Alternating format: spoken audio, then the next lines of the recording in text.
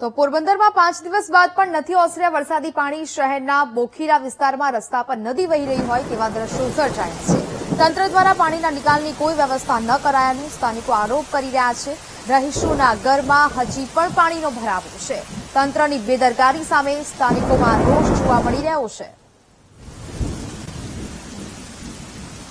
પોરબંદરમાં 22 ઇંચ વરસાદ આવ્યા બાદ સ્થિતિ છે તે અસ્તવ્યસ્ત જોવા મળી હતી। આપણે સીધા બોખીરા વિસ્તારમાં આવ્યા છે, જ્યાં ઘરમાં કમર સુધીના પાણી ભરાયા હતા અને હવે પાણી છે તે ધીમે ધીમે નિકાલ થઈ રહ્યો છે, પરંતુ આંગણામાં પાણી છે તે જોવા મળી રહ્યું છે। સતત પાણી છે ઉપરવાસમાં તે આવી રહ્યું છે અને નીચે હાલ છે તે હજુ પણ પાણી છે। પરિસ્થિતિ સાવ બદલાઈ ગઈ છે, કારણ કે 3 દિવસ સુધી સતત વરસાદ આવ્યો છે અને આ પ્રકારની પરિસ્થિતિ જોવા મળી છે। આપણે સ્થાનિક જે બેન અહીંયા રહે છે તેમની સાથે વાત કરવાનો પ્રયત્ન કરશું। બેન, શું નામ છે તમારું? સપના। શું કહેશો બેન, આ પ્રકારનું પાણી, કેટલું પાણી અહીંયા ભરેલું હતું? કમર સુધી પાણી ભરાયેલું હતું। 3 દિવસથી અમે ખાલી કરીએ છીએ, ત્યારે આ પાણી હવે થોડું સારું થયું। હજુ પણ અહીંયા તમારા આ વિસ્તારમાં આંગણામાં પાણી ભરાયું છે? હા, હજી ભરાયેલું જ છે।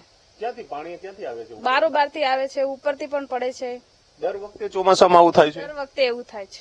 આ વખતે વધારે પાણી ભરાયું? આ વખતે વધારે ભરાઈ ગયું, નકર કોઈ દિવસ એટલું બધું નતું આવતું પણ થોડું આવતું। આ વખતે બહુ જ વધારે આવ્યું। પાણી ભરાયું હતું તો તમે રહેવાની વ્યવસ્થા કેવી રીતના કરી? ક્યાં રહેવા માટે ગયા? જમવાનું શું થયું? આખું કેવી રીતના થયું? ક્યાંય ગયા નતા। ખાટલા હતા તે ખાટલા ઉપર ગેસ ને બધું મૂકી અને સામાન બધો મૂકીને પછી ખાટલા ઉપર રાંધ્યું ને ખાધું। જે પ્રમાણે સ્થાનિકો કહી રહ્યા છે કે તંત્ર દ્વારા પણ કઈ વ્યવસ્થા કરવામાં આવી નહોતી। તેમને સ્વયં જ આ પાણીમાં રહીને જ રાતવાથરો કર્યો છે અને પોતાનું જે જીવન નિર્વાહ છે તે ચલાવ્યું છે। હજુ પણ આ વિસ્તારમાં સતત પાણી છે ઉપરવાસમાંથી આવી રહ્યું છે। ઘરમાંથી તો પાણી નીકળી ગયું છે, પરંતુ જે વિસ્તાર કહેવાય ઘરની બહારનો આંગણનો જે વિસ્તાર કહેવાય ત્યાં પણ મોટા પ્રમાણમાં પાણી છે તે વહી રહ્યું છે। ઘણા બધા લોકો આ વિસ્તારમાં રહે છે, બોખીરા વિસ્તાર છે, ત્યારે હજુ પણ અહીંયા પાણીની સ્થિતિ યથાવત જોવા મળી રહી છે। કેમેરામેન ધવલ સાથે ભાવેશ ચંદ્રવા, વીટીવી ન્યૂઝ, પોરબંદર।